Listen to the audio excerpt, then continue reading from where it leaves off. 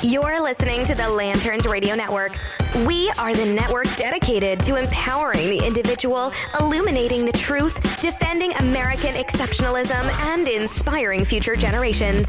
Stay connected and get involved at lanterns.buzz. For great radio, get commentary and news of the day. Lanterns.buzz.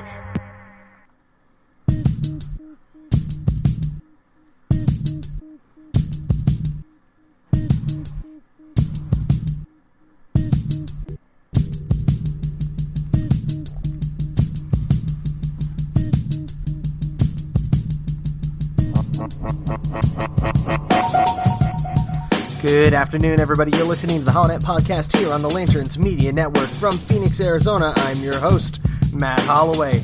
Did want to let you know today we're going to be diving in headlong to the budget considerations that went through the House last week, because we have to seriously ask the question, does the Republican Party even know how to conservative anymore? Based on that vote, I'd say no. We're going to dig into that. We're also going to discuss a little bit the contentious race for Congressional District 8 here in Phoenix. That is to replace the outbound Trent Franks. All that and more here on the Holonet Podcast on the Lanterns Media Network. Stick around.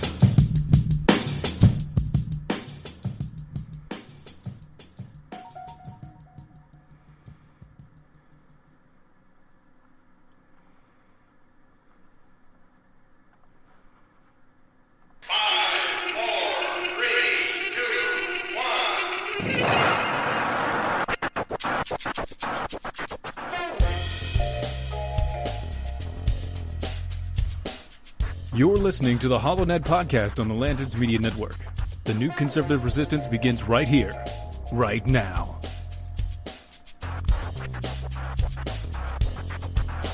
I will build a great, great wall on our southern border, and I will have Mexico pay for that wall. Mark my words.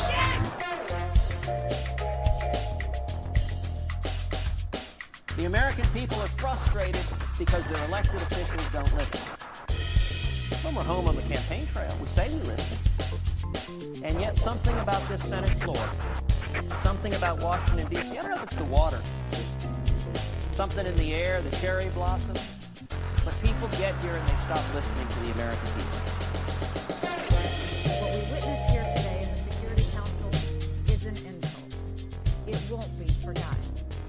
It's one more example of the United Nations doing more harm than good in addressing the Israeli-Palestinian conflict.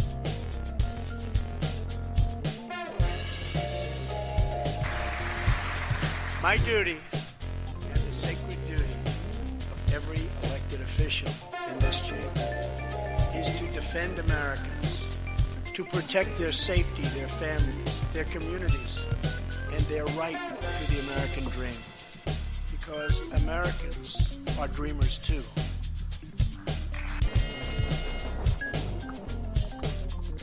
I want the people of America to be able to work less for the government and more for themselves. I want them to have the rewards of their own industry. This is the chief meaning of freedom. Until we can reestablish a condition under which the earnings of the people can be kept by the people, we are bound to suffer a very severe and distinct curtailment of our liberty.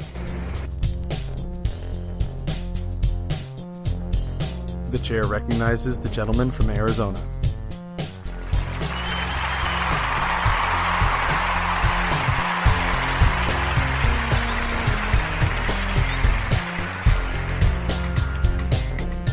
Thank you, everyone. Thank you. Senators, members of Congress, Mr. Speaker, and Mr. President. You had one damn job. Seriously.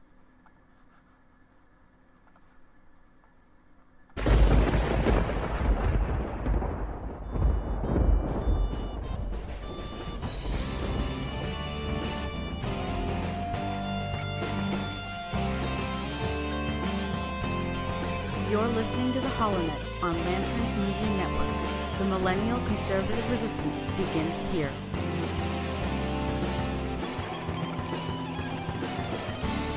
That's right, ladies and gentlemen, boys and girls, children of all ages, Lanterns Media Network is proud to bring to you the HoloNet Podcast, live from Phoenix, Arizona. Beautiful, again, unseasonably warm Phoenix, Arizona. Hey, at least the day started out a little cold. I mean, got out there, played with the kids.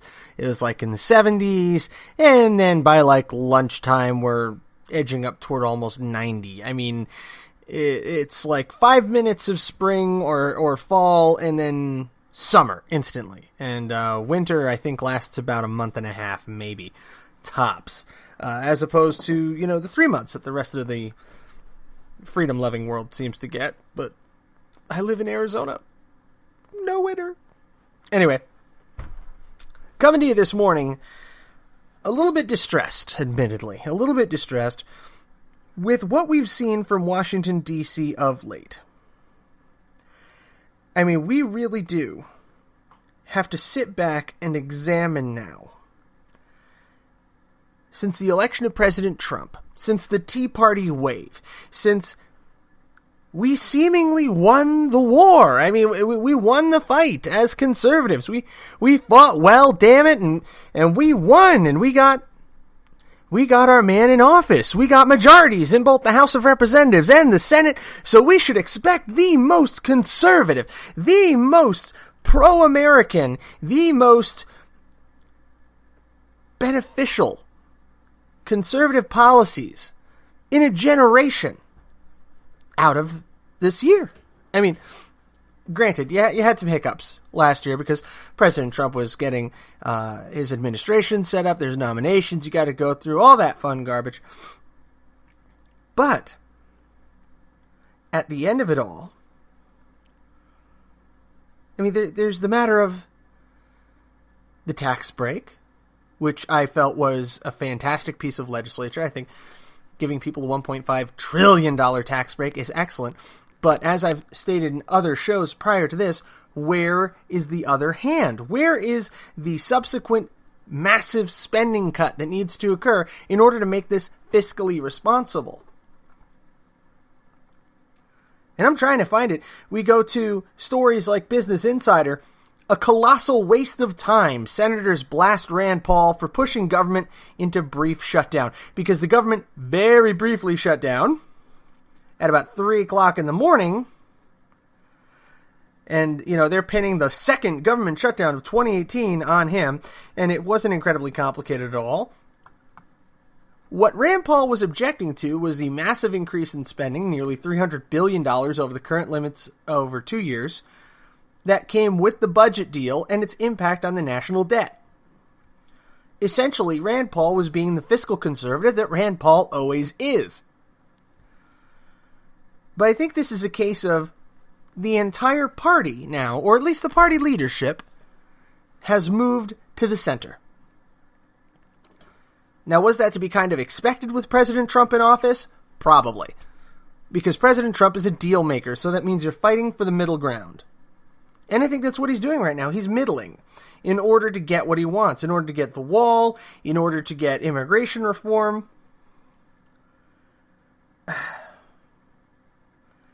I mean, President Trump's policies are good. They are sound. They are conservative. But a lot of the work that Congress has been doing has been anything but. We've massively increased the debt. We've done very little, if anything, to shrink the size of government. You took the individual mandate off of Obamacare, but you left a lot of the cancer in there. I mean, a lot of the death that's going to bring down our fiscal house is still baked in to Obamacare. It's going to take decades to weed it all out. And that work needs to be done. Now, the budget package, the budget deal, despite Senator Rand Paul's delay, eventually passed the Senate by an overwhelming vote before it passed to the House, where it was passed around 5:30 a.m. Eastern Time. So all this took place on Friday, February 9th. So this past Friday. All right? Now, what I want to see, and which I'm having a little bit of trouble finding, is the exact roll call vote that caused this to move forward. And I'm having a hell of a time finding it on ussenate.gov. I don't know if it's there yet. I think it was literally so fast, it's not there yet. But I'm trying to get the actual vote list, because I want to know, where the hell were the rest of the budget hawks?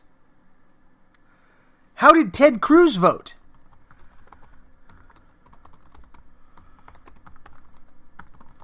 I'm just going to Google it.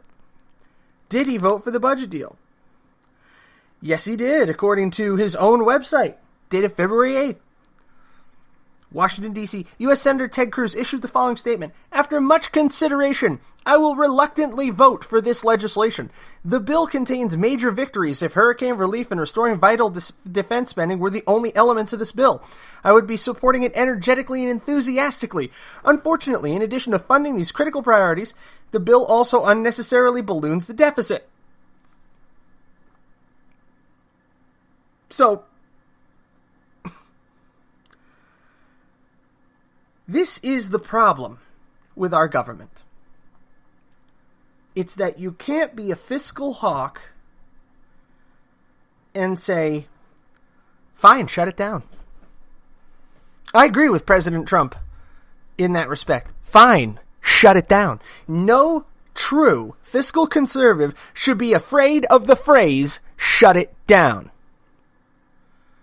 Shut it down every day. I jumped on Twitter on the 9th, when this happened, and I pitched it to the people. I pitched it to my followers on Twitter. By the way, if you want to follow along, tweet at the HollowNet. I'm there pretty much every day, tweeting things out.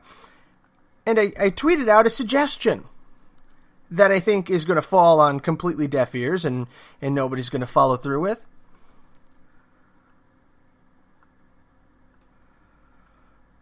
But I said, first and foremost, shut down the government. Shut it down. I called for a 75% reduction in the federal budget. 75%. And before you cry to me that, you can't do that, Matt, it's never been done before, bullet. Bull. That's what we say in my house instead of the excrement of a bovine. We say bullet. And the kids still haven't gotten the reference, but they're young yet. But it absolutely has been done. It was done by one of our greatest presidents, Silent Cal himself, Calvin Coolidge. Calvin Coolidge didn't just cut the size of government once, he cut it twice. He cut the government in half, and then he cut the government in half again. Do the math, kids. That's a 75% reduction in the budget. It is doable. It can be done.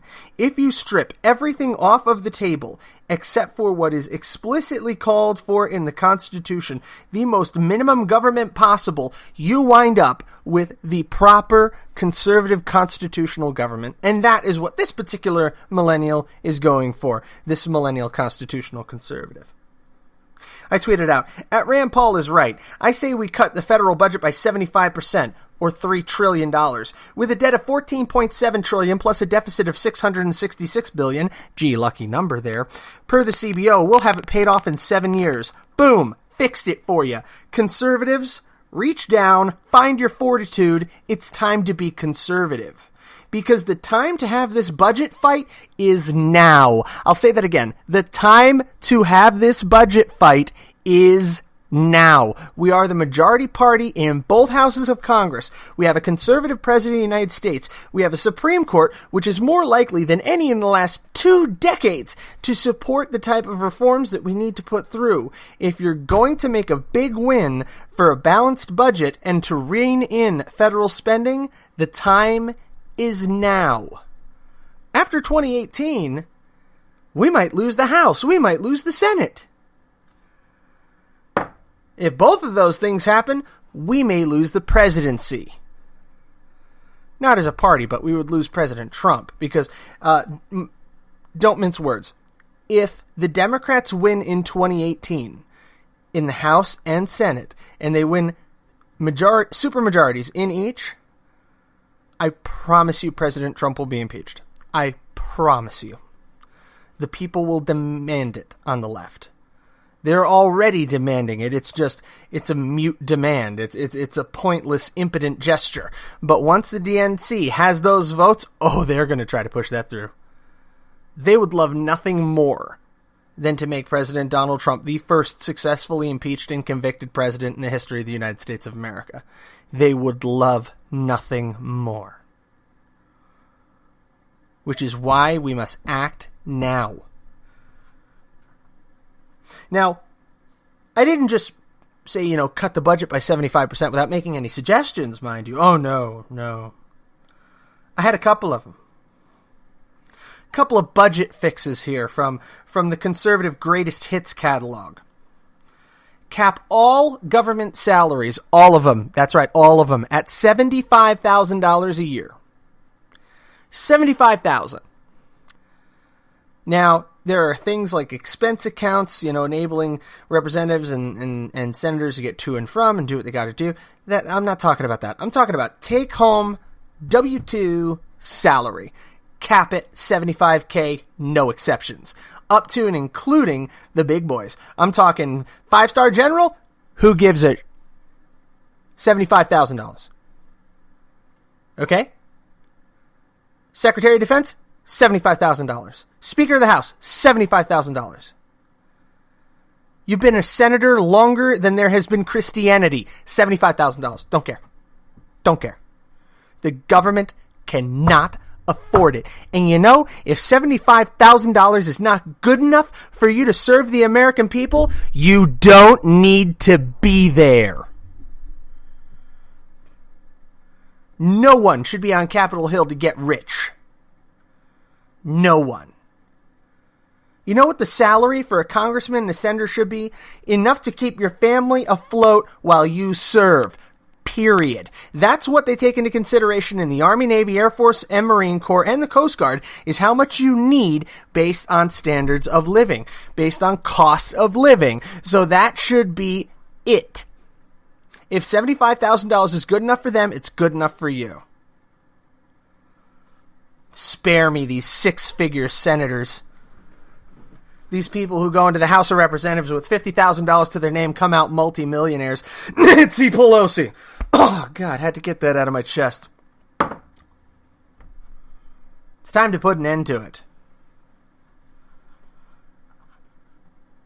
Now, I went into a little bit more detail on my Facebook page when I called this out, because I'm passionate about it. I mean, there are things we can do. Congressional pensions, end them. Period. Gone. Congressional sweetheart healthcare package, get rid of it. Lose it. You should have to shop on the healthcare market like everybody else. And I'm not talking about the subsidized healthcare market, the Obamacare market. BS. You should be able to pull up your own Blue Cross Blue Shield agent, just like I do, get in touch with a Humana rep, hashtag not a sponsor, and get yourself a regular health plan at the regular rate for an individual family. And then see how quick we get some dang health reforms. Then see how quick they come down on the insurance companies when they actually have to really pay for it. When they have to really buy it themselves. Let's see how quick that happens. Let's see tort reform happen the first time they actually have to pay a doctor bill. Okay? You know how expensive it is to have kids in this country? I mean, if you're actually going to pay for it instead of having Uncle Sam do it for you, it costs a ton. Okay? It costs a ton. I am still paying for my beautiful twin little boys, okay? They were born a year and a half ago. Isn't that fun? Isn't that wonderful? The glory of life. The fact that I am in debt already, and the kids aren't even 2 years old. I made sure I put this out just so everybody understands me. I put it in a little bit greater detail on Facebook. I said, terminate all congressional pensions. Military spending should be only as explicitly requested by the Pentagon. In other words, no military spending should originate with a congressman. Or with a senator. You know why? Because instead of originating from that congressman or that senator, you know who thought of that spending bill? You know who dreamt that one up? Lockheed Martin, Boeing, Raytheon. John McCain, do I have your attention? Is this thing on, boss? Hey, Jeff Flake, you listening? Yeah, I know those guys love you. Think about it. Your congressman, what the hell does your congressman know about what the military needs for hardware? All spending bills must originate from the House. So the House calls upon the military to provide them with figures for what they need. The House then looks at those, promptly uses it for its intended purpose, which is to wipe away the fecal matter from their crevasse, deposits it in the toilet directly, and then goes to their lobbyists. The reason why we have some of the worst equipped troops in a decade going out into the field, if you listen to the Blaze radio, there was a caller called in last week, was talking to Glenn Beck and the guys, that his son has a weapon that won't fire straight, that was issued to him by the Army. And he can't even buy himself a new one. He just has to take what's issued. And they issued out the bayonets, right? And the bayonet, it's not sharp. It's got a notch in the tip. It's blunt.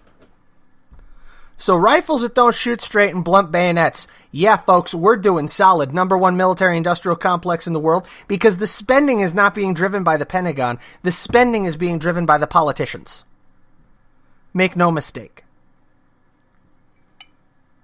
I've got on a little bit of a rant here, and I blew right through my first designated break. That's okay. I'll catch one at the bottom of the hour. Moving on. Terminate the U.S. Department of Education and the IRS. Close them down. Do it now.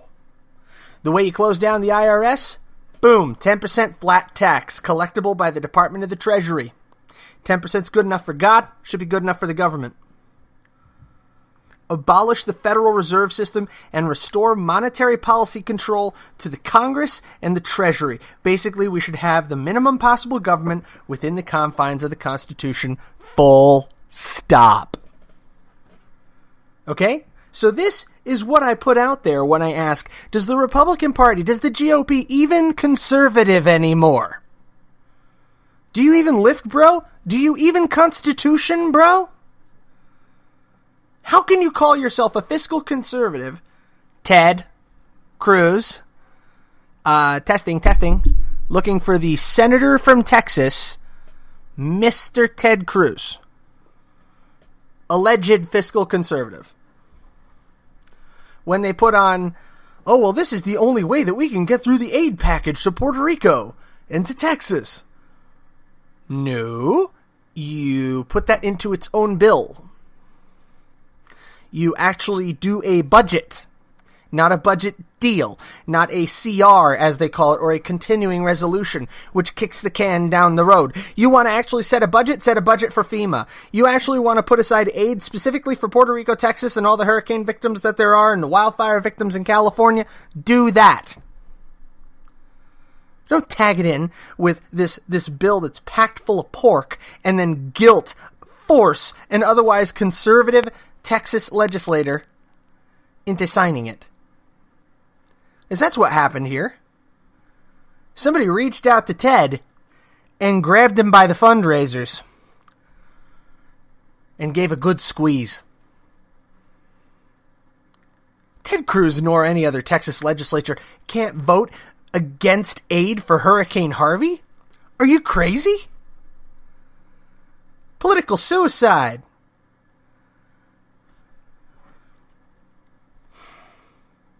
It kills me. It really does kill me. When we look at the situation on its face, where for the first time in a decade, we have a GOP president, we have a GOP Senate, GOP House, and heck, we even got a right-leaning judge appointed to the Supreme Court. Woohoo! We won, guys, remember? But we're still spending out of control. We're mortgaging the futures of our children. I mean, should I apply for my Chinese Social Security card now or wait a couple of years? I'm going to take a quick break. When we come back, big story going on right now. It seems that CNN, in a true break of character, is in the propaganda business. And how do we know that? Because they issued an article that's being largely derided as propaganda about the North Korean minister of propaganda. Shocker. We'll be back. You're listening to the HoloNet Podcast on the Lanterns Media Network. Stick around.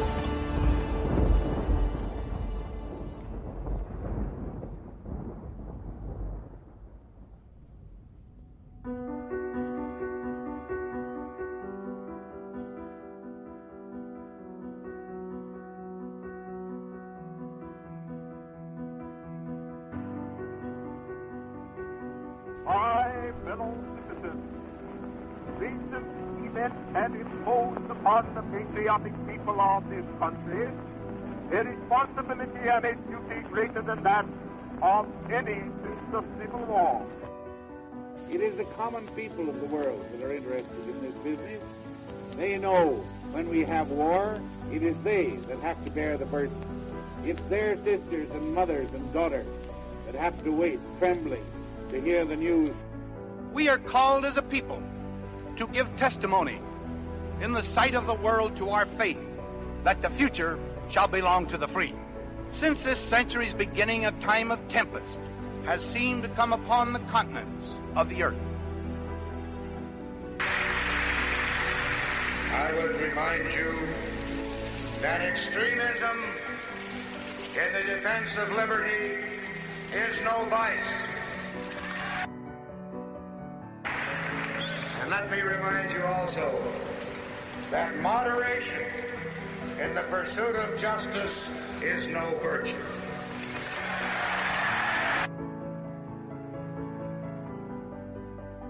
I want the people of America to be able to work less for the government and more for themselves. I want them to have the rewards of their own industry. This is the chief meaning of freedom. Until we can reestablish a condition under which the earnings of the people can be kept by the people, we are bound to suffer a very severe and distinct curtailment of our liberty. You're listening to the HoloNet Podcast on the Lanterns Media Network. The new conservative resistance begins right here, right now.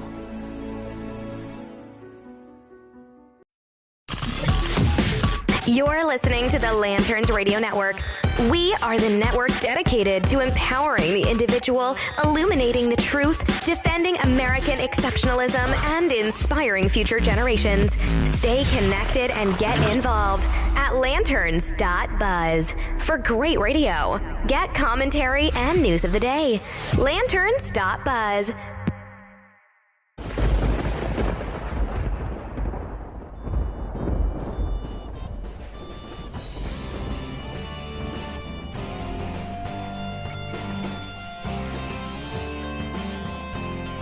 You're listening to the HoloNet on Lanterns Media Network. The Millennial Conservative Resistance begins here.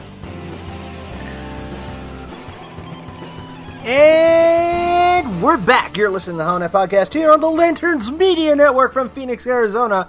I am your rapidly psychologically deteriorating host, Matt Holloway. And man, there are some days where it just hurts to read the news. I mean, it's painful. I mean, eye bleed inducing crap. I mean, go to rollcall.com. just because I want to tie off on this budget thing now before we start actually talking about the real overall budget explanation. Rollcall.com, politics. Which House members voted against their leadership on the budget deal? Both Democrats and Republicans bucked their party's leader. Oh boy.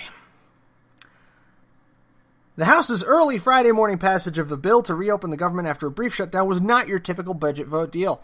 Unlike similar measures in Congress has passed in recent years to lift sequestration spending caps and suspend the debt ceiling, this one drew a limited amount of Republican opposition and minimal Democratic support. Typically, it's the opposite. A sizable number of House Republicans, usually a third to half of the conference, would vote against such a deal, and the vast majority of Democrats would normally support it. But only 29% of House Republicans voted against the budget deal Friday that hitched a ride on a six-week stopgap funding measure, and 62% of House Democrats voted against it. Folks, something is terribly wrong here. Now, we're going to continue to hear about, the dueling memos going in between the House Republicans, House Democrats, on the Intelligence Committee. Ding, ding, ding, ding, ding, ding, ding. And that's going to go on for quite some time.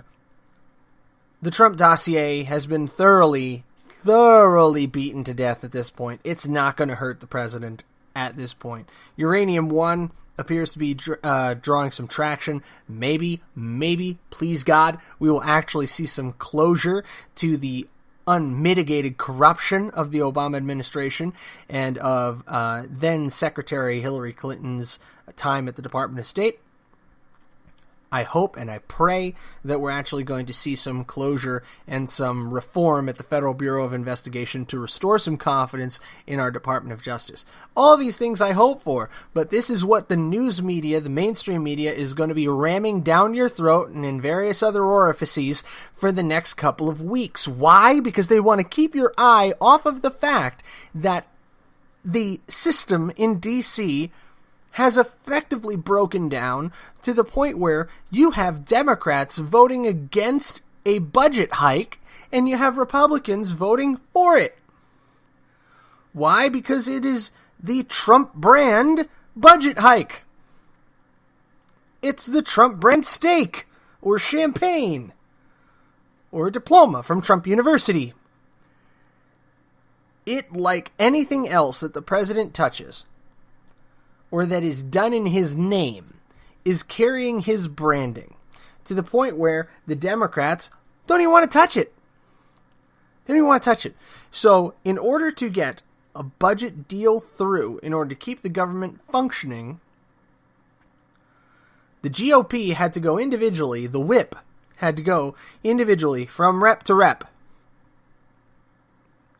We need you to vote for this one, because we know we don't have the Democrat support. And if there's a long-term government shutdown, we're going to get slammed for this. Folks, historically speaking, the majority party wins in a shutdown. It's the minority party that gets slammed. Why are you helping them? Because at the end of the day, all you're doing is helping the DNC. When you put up a huge inflationary budget, $300 billion in spending. Billion with a B. It's not the way. I implore Republicans, find your conservative roots. You know where they are? They're in your constituencies. They're in your town hall meetings. Listen to the people that are telling you to slash the budget, to cut out the government, to get it out of their lives. And listen. President Trump has done a lot of great conservative things since he got in office. Reduction in regulation, that's a very conservative thing. That's outstanding. His foreign policy moves, very solid from a conservative standpoint. Nikki Haley at the UN is doing an amazing job.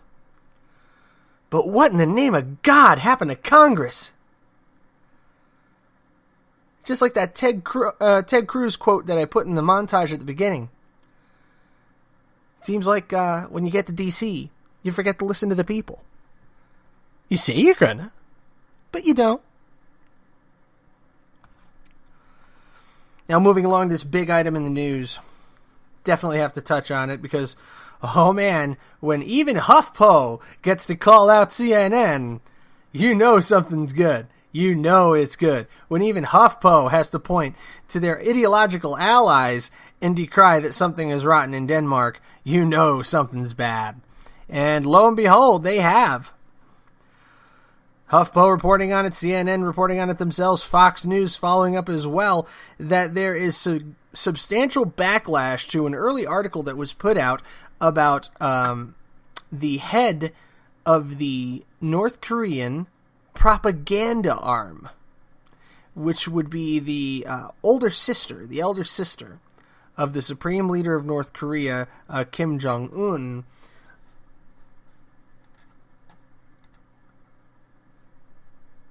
This lady is being referred to as the princess of North Korea. By all accounts, she probably would have been the supreme leader of North Korea. She was a lot closer to her father when he was still alive, but there seems to be some rather significant issue, culturally speaking, with a woman running the country. I don't think we're going to see that happen in North Korea for quite some time. But the point is, this is a member of the Kim family. This is a member of Kim Jong-un's inner circle. Okay? Which means that at some point or another, she has doubtlessly, without question, either ordered somebody's death, been aware of somebody's death being ordered, orchestrated it, covered it up, done something horrifically evil in order to be there. You don't get this high in a totalitarian government, in a dictatorship, without having your hands simply drenched in blood. And they're calling this woman the Ivanka Trump of North Korea. Think on that just for a beat, okay? CNN reports, listen to this lead. If diplomatic dance were an event at the Winter Olympics, Kim Jong-un's younger sister, sorry, I thought she was older, would have been favored to win gold. With a smile, a handshake, and a warm message in South Korea's presidential guestbook, Kim Yo-jong has struck a chord with the public just one day into the Pyeongchang Games. She wrote, I hope Pyongyang and Seoul get closer in our people's hearts and move forward the future of prosperous unification. Seen by some as her brother's answer to America's first daughter Ivanka Trump, Kim 30 is not only a powerful member of Kim Jong-un's kitchen cabinet, but also a foil to the perception of North Korea as antiquated and militaristic. How can you be a foil to a perception that is actually fact? North Korea is antiquated and is militaristic. These aren't just fancy notions that are pulled out of the sky. This is a fact-based analysis of the country. They're a military junta dictatorship. Their technological level is equivalent to most countries insofar as what is deployed to the actual citizens, most countries in the 60s. The internet for the people is largely non-existent, if applicable, is heavily restricted to a national intranet.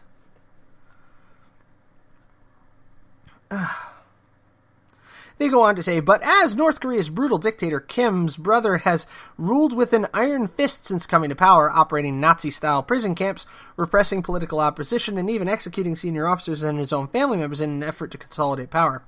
In Pyeongchang, her presence is a major storyline for reporters and a buzz on the street, with some in South Korea curious and accepting, while others are skeptical, if downright cynical. This woman is Goebbels revisited! Don't let the charm, the swagger, and the smile fool you! This is the number 2 person in the Kim dynasty right now. I would like you to meet my number 2 person, number 2. That's who this is. That is who we're dealing with. But she's charming the world. Press conferences, warm handshakes, and all that, and the world is swooning, it seems. It's absolutely insane. And this is the kind of crap that you're finding on the news. We have conservatives who have forgotten how to conservative, and a world that seems to be charmed by the the right-hand person in the North Korean regime.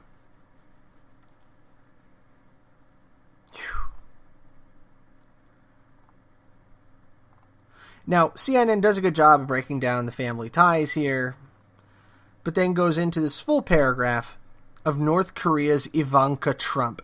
Now, how much of a dig at President Trump is this? When you're taking the first daughter of the United States, who, granted, has a de facto sort of tie to the administration as their goodwill ambassador, so to speak, and travels the world on matters of state, you're taking Ivanka Trump and comparing her to the head propagandist of North Korea, who plays an intrinsic and institutional role in the government, has massive power, massive sway over the decisions of her brother, and is likely a lethal woman in her own right.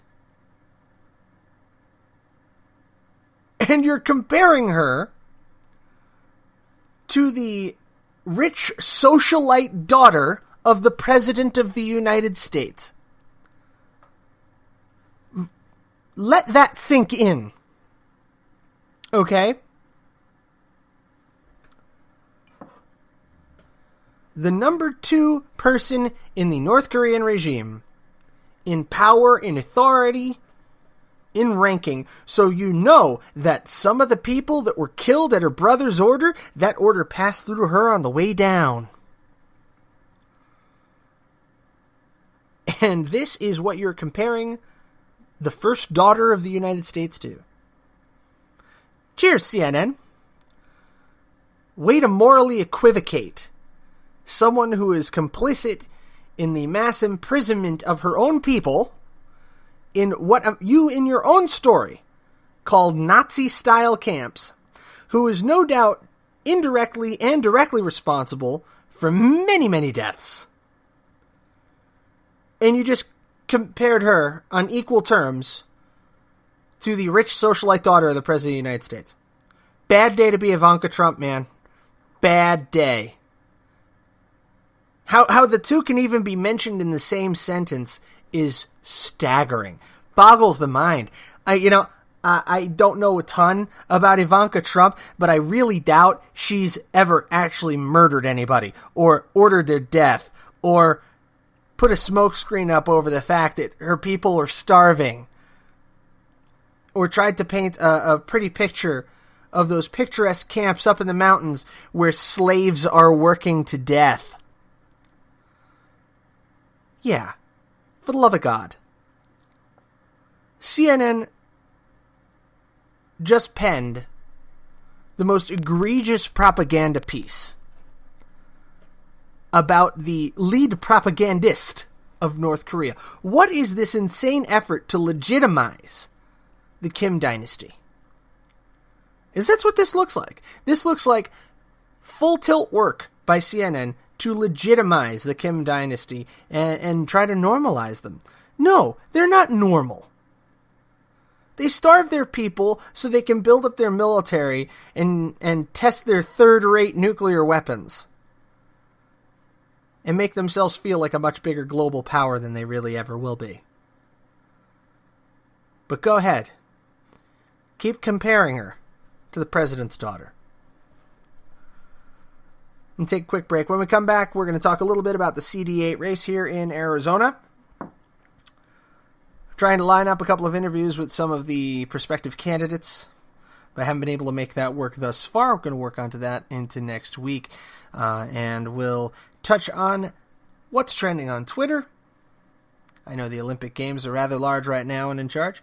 And we're also going to just lightly overview what we can look forward to in the next 2 weeks from a political standpoint. Coming to you from the edge of the Sonoran Desert in beautiful Phoenix, Arizona, I'm your host, Matt Holloway. This is the HoloNet Podcast on the Lanterns Media Network.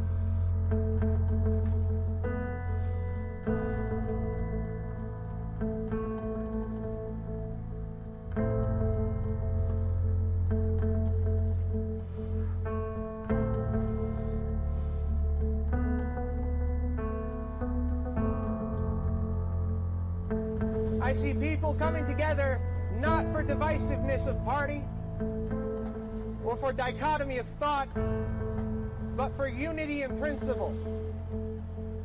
In the principles that founded our nation, that all men are created equal and are endowed by their Creator with certain inalienable rights, life, liberty, and the pursuit of happiness.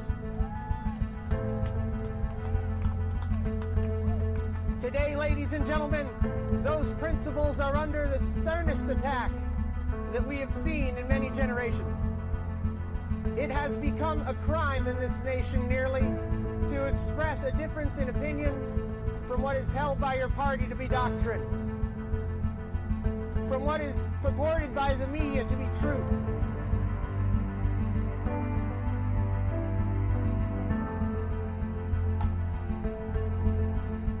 We have an opportunity to reach out to our fellow Americans regardless of their creed and regardless of their political inclinations and unite as Americans, not as Republicans or as Democrats, as liberals or conservatives, but to unite around the principles that have guided this nation so well.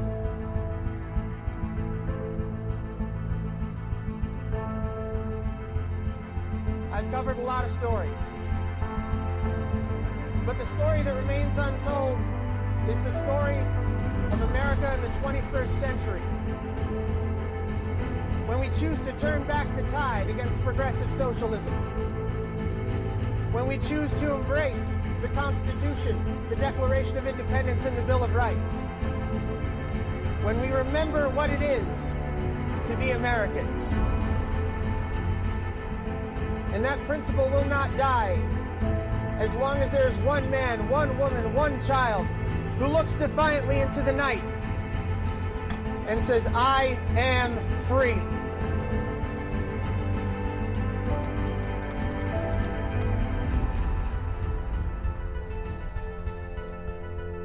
You're listening to the HoloNet Podcast on the Lanterns Media Network. The new conservative resistance begins right here, right now.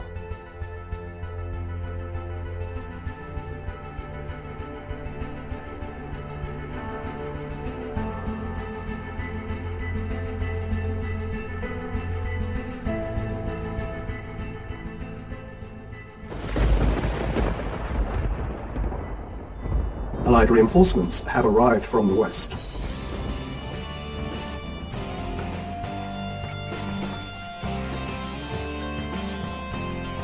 You're listening to the HoloNet on Lanterns Media Network. The Millennial Conservative Resistance begins here.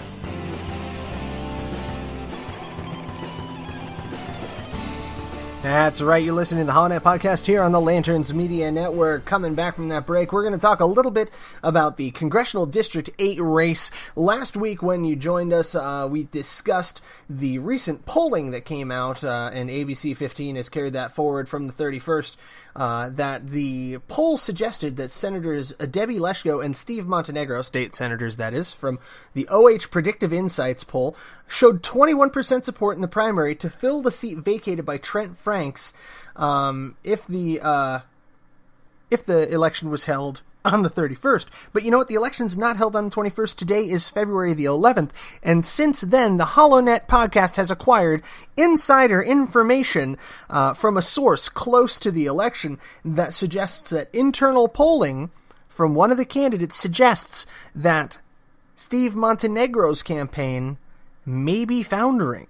We've also been informed that as it stands now on Sunday, that the senator from LD13 was absent at a critical rally in the past few days.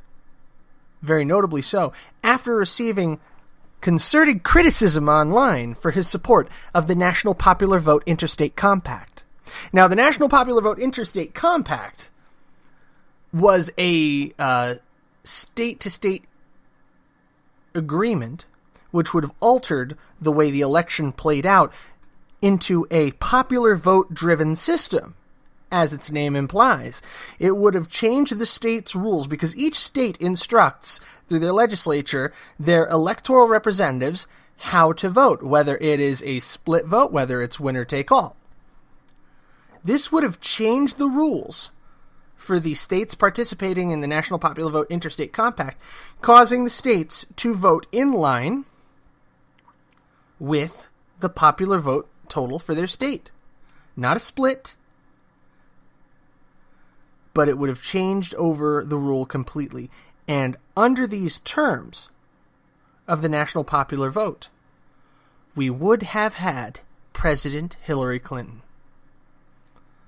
And that seemingly has come back to dash the campaign of Steve Montenegro at this point.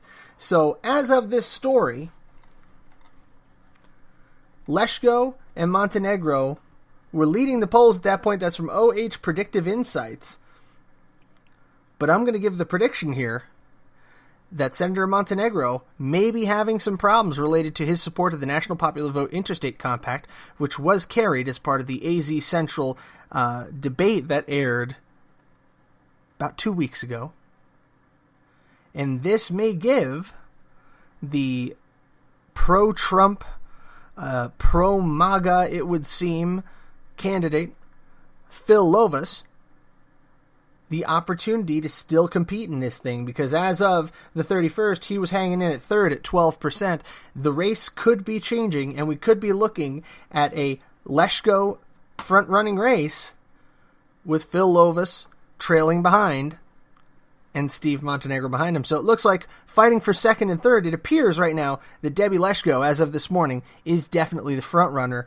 But I will say, what went from a 10% difference on the 31st may be closing right now between Phil Lovis and Steve Montenegro. We're going to have to stay tuned and let you know. Now, in other news, the Democrat primary here, Hiral Tipernini, I'm probably butchering that name, is running for the Democrat primary for Congressional District 8, and she's actually running against Brianna Westbrook. And they had their AZ Central debate on January 25th. And AZ Central is actually given their endorsement to the doctor. I'm not going to... Tipernini. I think it's Tipernini. They've actually given their endorsement to Tipernini. And in a strange turn of events, AZ Central has also endorsed Debbie Leshko. So I have to vote in this election, and I find myself pegged with the question. Do I vote for someone who I don't know very well in the form of Debbie Leshko or Phil Lovis? You know, Phil Lovis, who was a campaign official for the Trump campaign here in Arizona, or Debbie Leshko, who honestly I don't know a ton about, Steve Montenegro, who has represented my district for a long time, but who voted in favor of the National Popular Vote Interstate Compact, which I can't agree with at all, and I'll provide a link to my breakdown of that from my days writing for The Blaze. But this does weigh in. Debbie Leshko has been endorsed by AZ Central and the Arizona Republic. I wouldn't put that as a win in my column. On that note, you're listening to the HoloNet Podcast on the Lanterns Media Network, and we will see you next week. Till then, good night, God bless you, and God bless the United States of America.